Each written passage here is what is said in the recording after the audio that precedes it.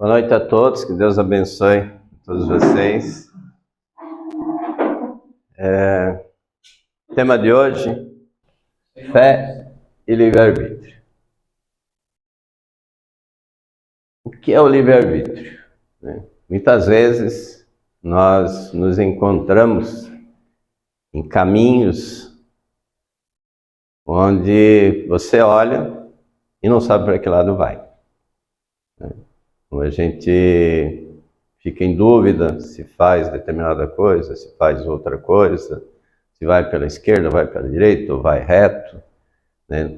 Quantas vezes a gente já se deparou com situação assim? E é muito comum na nossa vida. Então nós temos que usar o nosso livre-arbítrio para escolher o caminho certo, né? Então vamos literalmente saber o que é o livre-arbítrio. Ele vem do latim, é liber, que significa livre. E o termo arbítrio vem do latim também, arbiter, que é pessoa que vai a algum lugar, como testemunha ou juiz. Como testemunha ou juiz, estamos falando de si mesmo, né? Porque toda decisão que você toma, toda decisão baseada no teu livre-arbítrio, você é a tua testemunha, você é o teu juiz. Certo? Livre-arbítrio é o poder que cada indivíduo tem, né, de escolher suas ações e que caminho seguir. O que é o livre-arbítrio de Deus? Ele tem diferença do livre-arbítrio nosso? Então, livre-arbítrio ou livre-alvédrio são expressões que denotam a vontade de livre escolha, as decisões livres dadas por Deus ao homem. Ele é um bem e um dom de Deus. Então, Deus nos deu esse dom. O dom de nós escolhermos os nossos caminhos, por onde nós quisermos andar, por onde nós quisermos ir. Ele nos deu esse dom. A liberdade de a gente escolher. Porém, nós muitas vezes fazemos escolhas erradas, porque baseamos essa livre escolha no racional, só na nossa razão e não no espiritual. Mais à frente, eu vou estar mostrando bem sobre isso. Livre-arbítrio está na Bíblia? Não, ele não está na Bíblia. Mas você pode ver várias citações, eu coloquei uma delas aqui, de Moisés, onde diz lá, podes escolher segundo tua vontade, porque te é dado. Moisés 3,17. Então, podes escolher segundo a tua vontade, porque te é dado o livre-arbítrio, né? Deus nos disse, por intermédio de seus profetas, que somos livres para escolher o bem ou o mal. Deus não está julgando, não está condenando, não está impedindo ninguém. Nós somos livres para escolher o que nós quisermos fazer. Quando surgiu o livre-arbítrio na Bíblia? Tem uma passagem. A obra do livre-arbítrio de Santo Agostinho foi escrita entre os anos 388 e 395. Como o texto foi produzido em vários momentos da vida de Santo Agostinho, é possível perceber que o texto demonstra a influência do cristianismo em sua vida. Então, aí já tem dentro desse livre-arbítrio, o olhar, a atenção do cristianismo direcionado, né, às intenções, né, que o cristianismo sempre teve em relacionado à humanidade, em relacionado à religião. Qual é a diferença entre liberdade e livre-arbítrio? Liberdade vem do externo. Tudo aquilo que está relacionado ao externo. E livre-arbítrio vem de nós, do interior, do ser. O ser é que tem livre-arbítrio. Agora, relacionado ao externo, nós temos liberdade de fazer o que nós quisermos. Mas, como ser espiritual, eu tenho livre-arbítrio. O que influencia nossas escolhas? Isso é uma boa pergunta, né? Nós podemos ser influenciados a escolher? Ou nós escolhemos simplesmente porque nós queremos escolher? Não, nós podemos ser influenciados.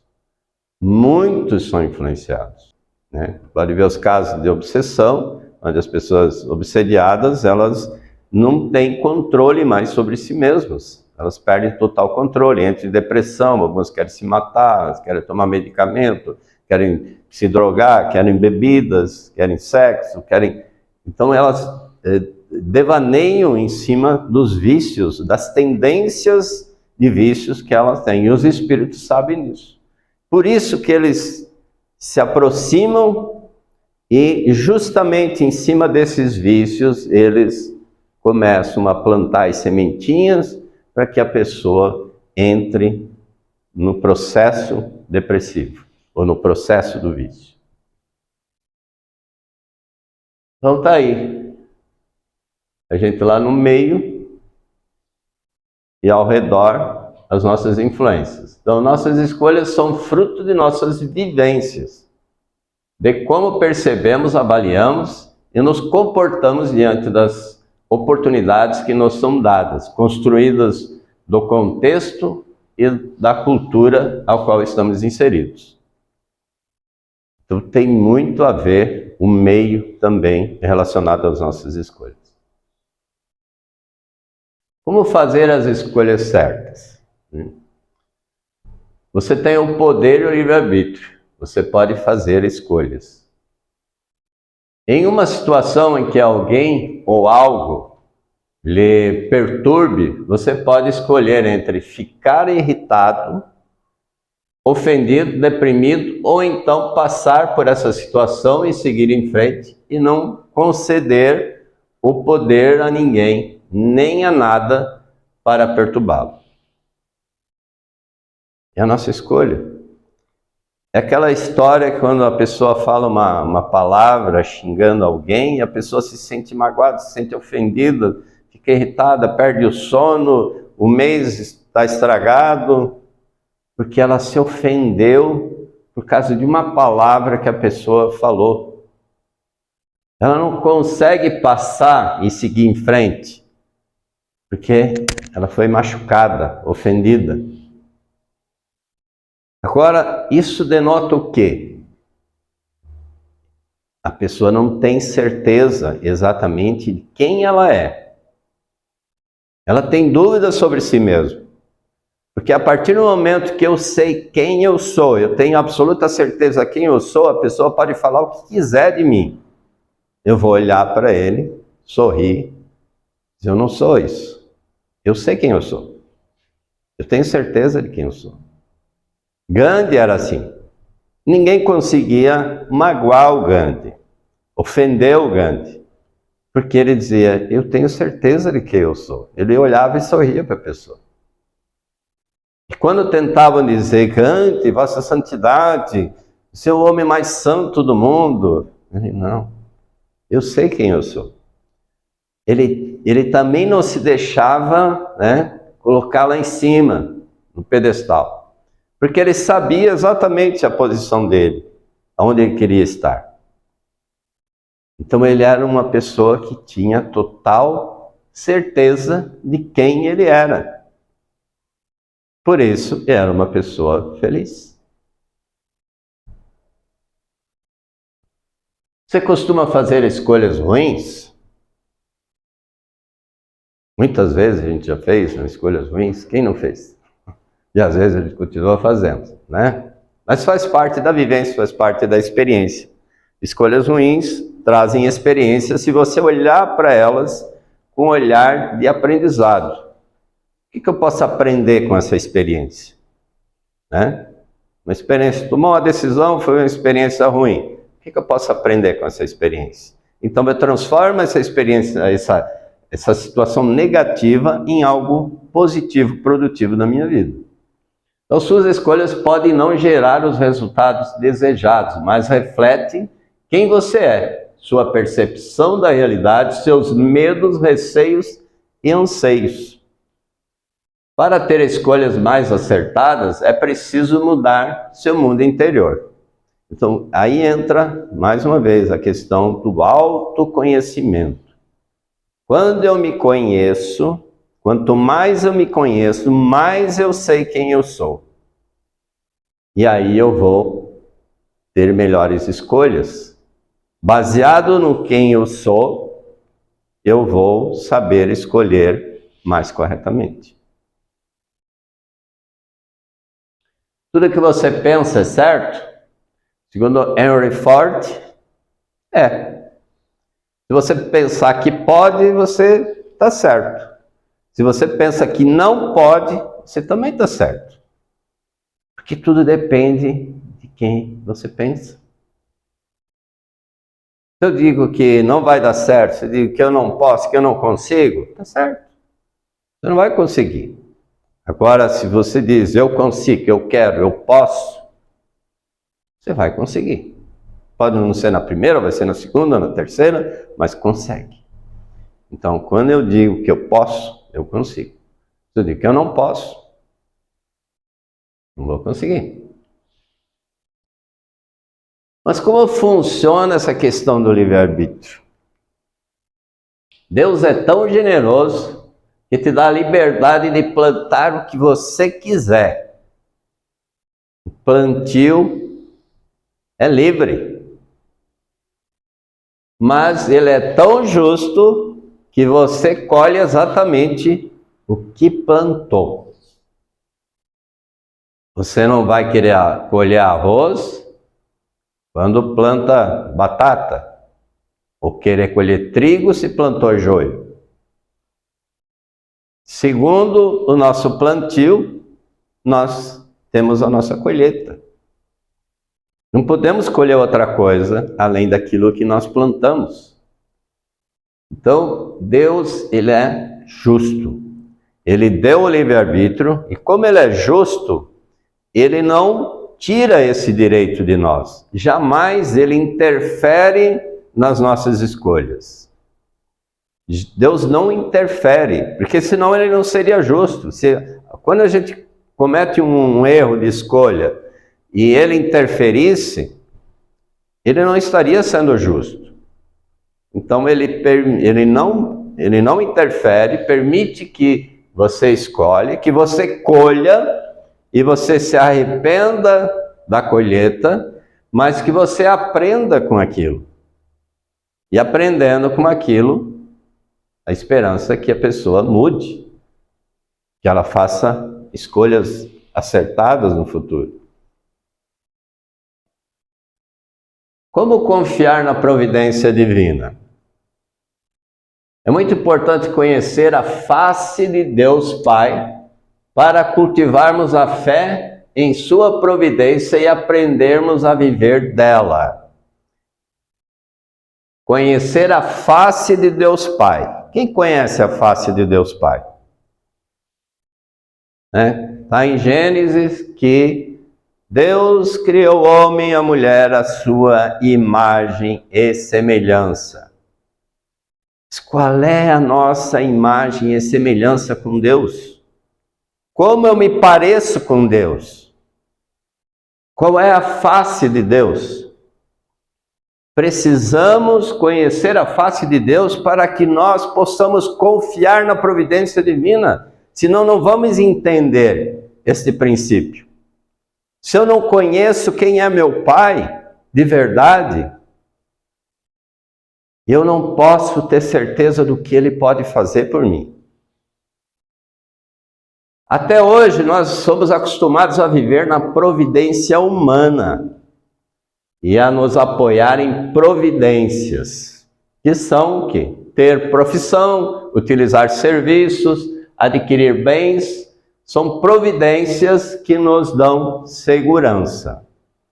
Nós nos apoiamos no que nós podemos pegar, confiar no que nós vemos. Isso para nós é providência.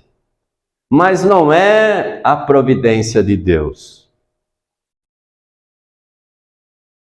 Pode ser interagindo a providência de Deus, mas para que nós sejamos prósperos, nós temos que conhecer a face de Deus e saber como Ele age. E como eu devo agir para que Deus possa trabalhar por nós. Que Ele possa entrar na minha vida, Ele possa fazer algo por mim. Eu tenho que entender esse mecanismo. E aí vem a pergunta: quem é você? Se Deus nos criou a sua imagem e semelhança, quem é você?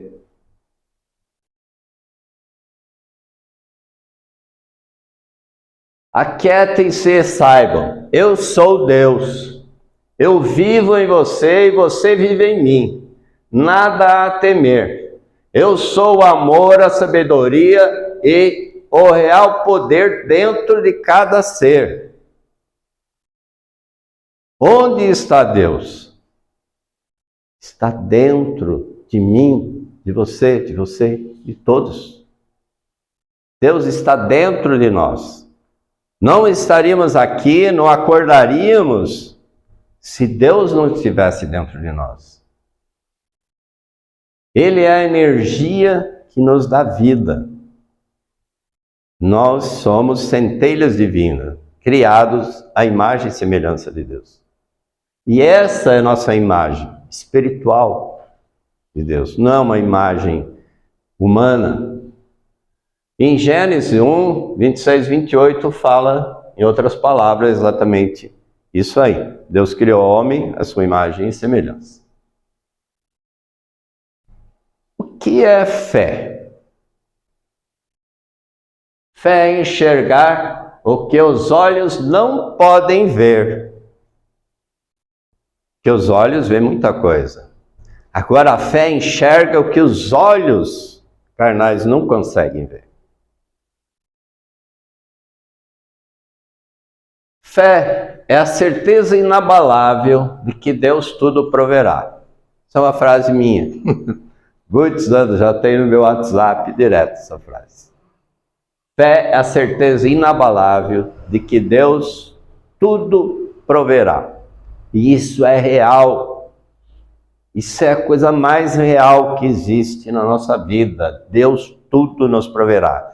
Quando nós depositamos em Deus a nossa fé inabalável e nos livramos do nosso livre-arbítrio e entregamos a nossa vida, os nossos desejos nas mãos de Deus. Quando nós entregamos isso nas mãos de Deus, simplesmente Deus tem a condição e a liberdade de atuar em nossas vidas. Agora, quando eu estou ali querendo fazer as coisas, escolhendo o meu direito de livre-arbítrio que Deus me deu, para fazer do meu jeito, Deus diz amém, seja feita a tua vontade, tenha a sua própria experiência. Né? Qual é a diferença entre crer e ter fé? Crer geralmente envolve a aceitação de algo como verdade com base na razão e na lógica. A gente sempre analisa com racionalidade e lógica e aí você decide. Não, eu creio nisso. Acho que é verdade, então eu creio. Ter fé envolve uma crença profunda e emocional em algo que não pode ser explicado pela razão, nem pela ciência. Isso é ter fé. Porque quantas coisas vocês já devem ter ouvido falar, já devem ter tido a experiência, que vocês não conseguem explicar. Não tem uma explicação racional, lógica para isso. Mas isso aconteceu. Já tiveram experiência assim? Então, eu já tive várias experiências assim. E isso é real, isso é fé, é o poder da fé. Só ocorre isso quando se tem fé. Experiências espirituais. A fé ela é alimentada, ela é fortalecida pelas experiências espirituais que nós vamos tendo ao longo da vida. Quanto mais experiências espirituais, mais fortalecida a nossa fé. Mais fé eu deposito em Deus, porque eu sei que Ele é o tudo, Ele é o todo. O que Jesus disse sobre a fé? Fé é o firme fundamento das coisas que se esperam e a prova das coisas que não se veem. Está em Hebreus 11, 1. Mas Jesus disse isso. Se tivesseis fé como um grão de mostarda, nada vos seria impossível. Se tiverdes fé e não duvidardes, mas até se a este monte disserdes, ergue-te e precipita-te no mar, assim será feito. Porque todo o que é nascido de Deus vence o mundo.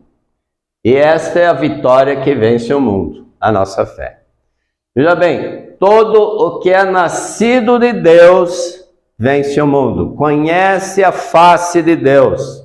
Você é nascido de Deus. Nós somos todos nascidos de Deus. Essa é a face de Deus que nós temos que ter aqui dentro de nós. Nós temos um poder enorme. Nós somos filhos do Criador. Somos poderosos. No entanto, nos melindramos, porque não temos a fé inabalável. Crer inabalavelmente que nós conseguimos, que Deus assim quer de nós. Nós temos um poder enorme e muitas vezes não usamos. Na maioria das vezes não usamos esse poder que Deus nos deu como filhos dele.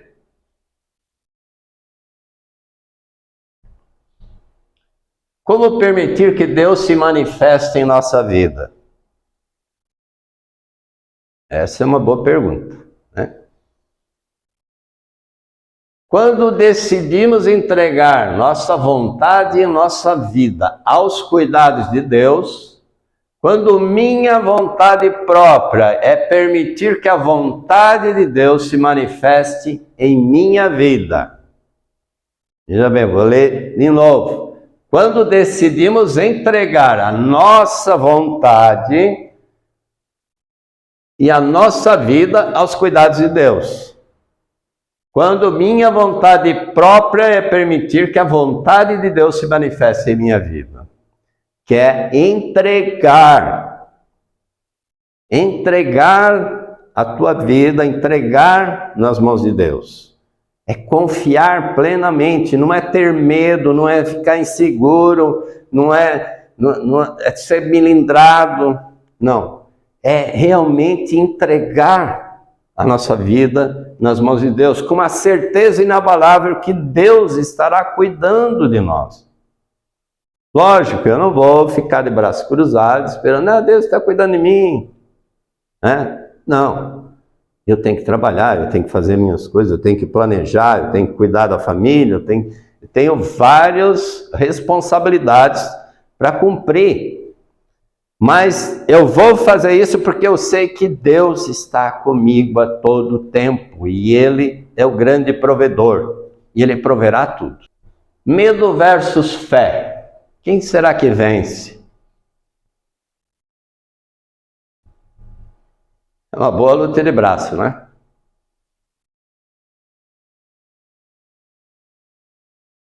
Quem conhece essa passagem de Pedro? Eu gosto muito dessa passagem, porque essa passagem prova como nós devemos ser. E aí nós podemos nos identificar com essa passagem nos momentos da nossa vida. Quantas vezes a gente teve medo, insegurança? E o que aconteceu com Pedro? Quando ele avistou Jesus sobre as águas, ele simplesmente disse: mestre, se tu disseres para eu ir até você, eu irei. Ele se encheu de fé e coragem. E Jesus disse: Pedro, vem até mim. E ele tirou o pé do barco, pisou sobre as águas e começou a caminhar em direção de Jesus Cristo. Porém, ele olhava a face de Jesus, o semblante de Jesus. Ele não olhava nada mais, ele estava focado naquilo. Ele estava caminhando sobre as águas. Mas, de repente, ele desviou o olhar de Jesus. Quantas vezes a gente já fez isso? Desviar o olhar daquilo que a gente mais precisa. E quando ele desviou o olhar, ele também olhou para baixo e viu a água, e ele teve medo, ele foi tomado por um grande medo, e ele afundou. Porque Pedro perdeu a fé naquele momento. Ele afundou por isso, porque ele perdeu a fé. Enquanto ele estava cheio de fé, ele estava sobre as águas. Mas quando ele perde atenção em Jesus, ele perdeu a fé. E aí ele afundou, mas Jesus estendeu a mão e o trouxe para cima novamente. Então, mesmo que você afunde, sempre você pode estender a mão, que Jesus está lá para te socorrer. Sempre. Napoleão Hill coloca essa frase, coloquei pequenininho ali: fé e medo não se dão bem. Fé e medo não se dão bem, não se combinam. Fé e medo não vivem no mesmo espaço. Onde tem fé não tem medo, e onde tem medo não tem fé. E é isso que aconteceu com Pedro. Quando ele teve medo, não teve mais espaço para fé. Mas quando ele olhava para Jesus cheio de fé, não tinha espaço para medo. Então, fé e medo não estão no mesmo lugar. Eles não se combinam. São totalmente opostos. O que nós temos que fazer? Nos livrar dos nossos medos, das inseguranças. Como nós podemos confiar num grande provedor, o nosso Deus, nosso Pai, se nós somos cheios de medos, de inseguranças? Planejamos algo, mas ficamos inseguros. Será que vai dar certo? Será que eu vou conseguir? Tomara que Deus me ajude. Você está inseguro, insegura, está com medo. Aí não vai dar certo mesmo, não vai conseguir. Porque Deus é justo. Ele deu o livre-arbítrio. E se você está escolhendo ser inseguro, se você está escolhendo ter medo, Deus vai dizer amém. Tenha a tua experiência, tenha medo, tenha insegurança. Não tem como Ele entrar na sua vida se você está com medo, se você é inseguro. Agora, a partir do momento que você foca com fé, a imagem de Jesus, a presença divina, Deus dentro de você, você se enche de coragem, se enche de amor, e tudo dá certo. Porque Deus se manifesta na sua vida. E aí Deus pode realmente mudar completamente a sua vida. Porque você depositou toda a tua fé em Deus.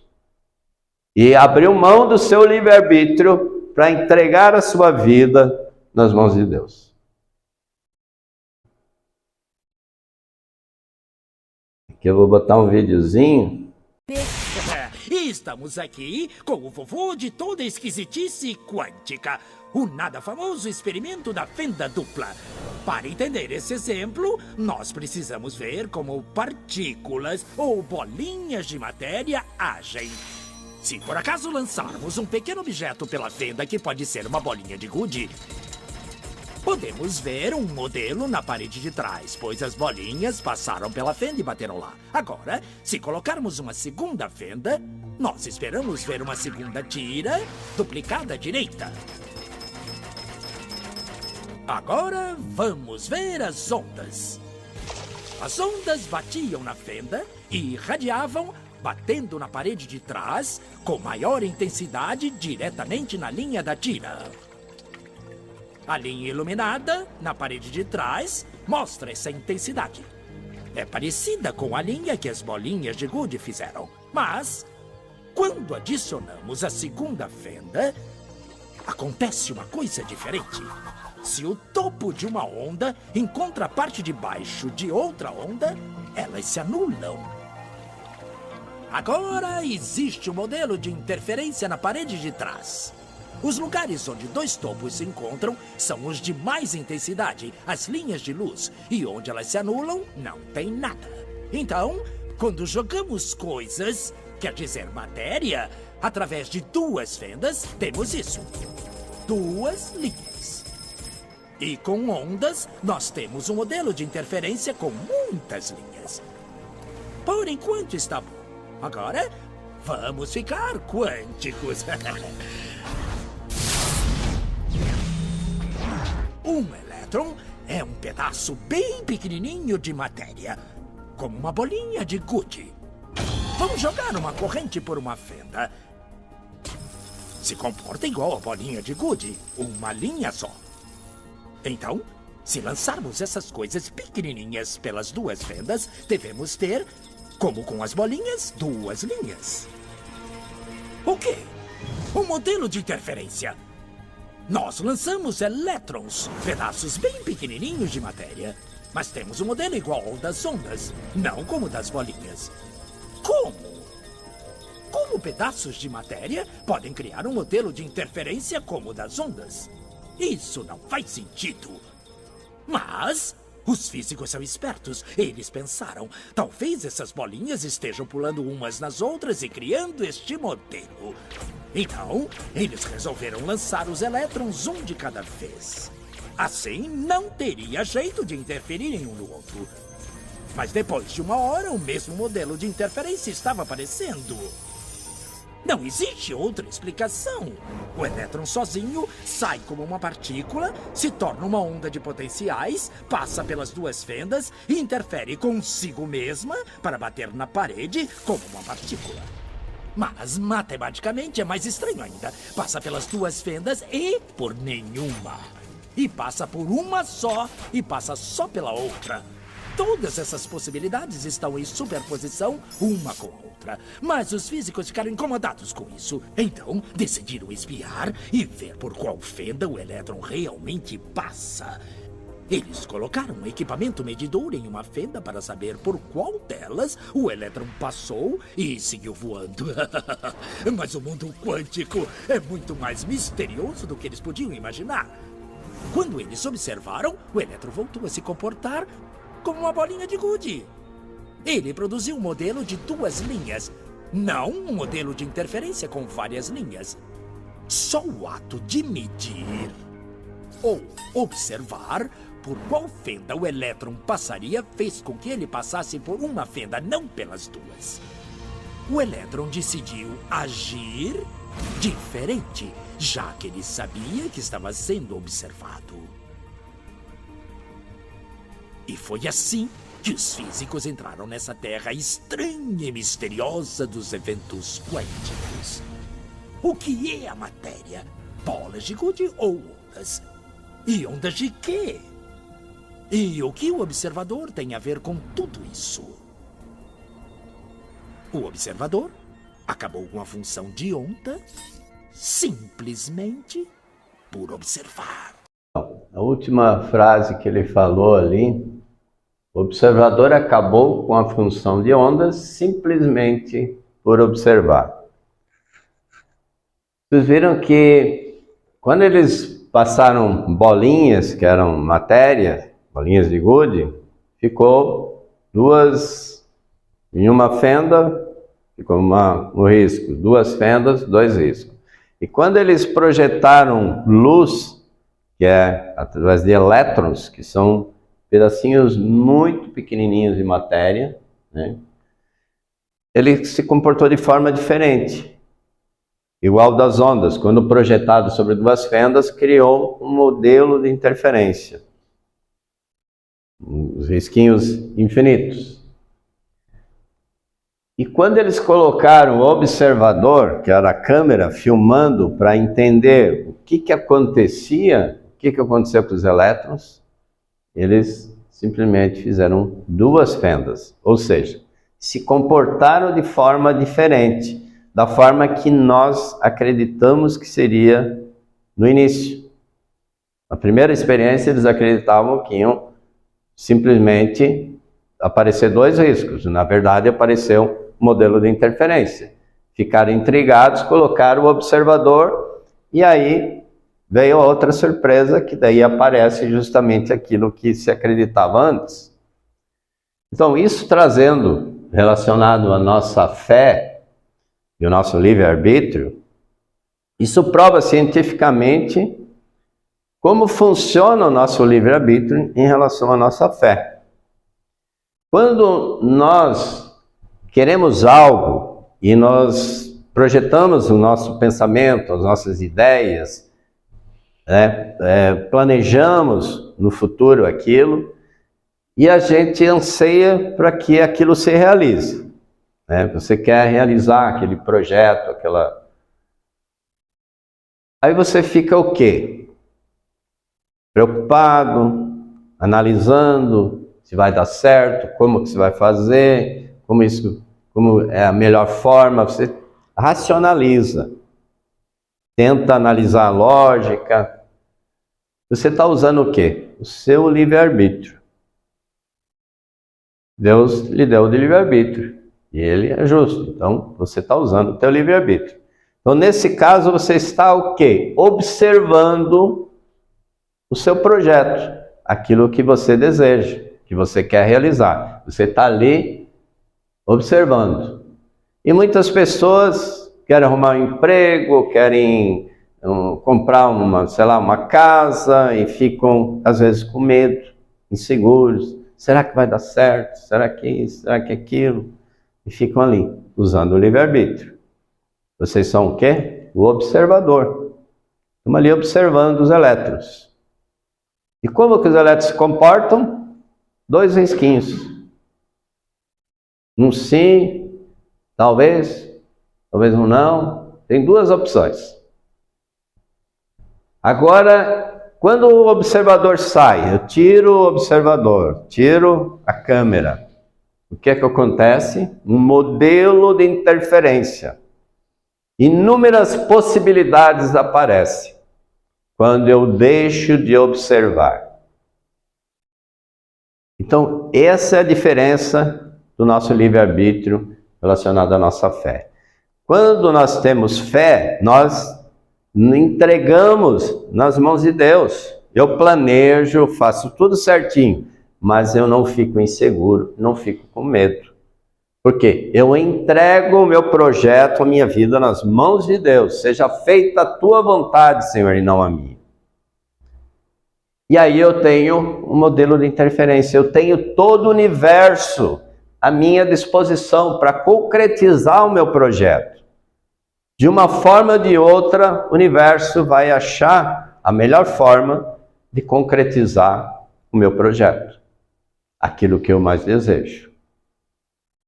Agora, se eu fico preocupado, se eu fico inseguro, eu estou o quê? Observando. E aí, eu só tenho duas opções.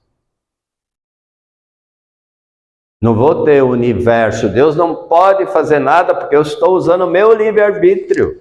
Eu escolhi ficar preocupado, eu escolhi ter medo, eu escolhi ser inseguro. Então eu não posso ter o universo me ajudando. Deus é justo. Eu estou usando o meu livre-arbítrio. E Deus não pode interferir.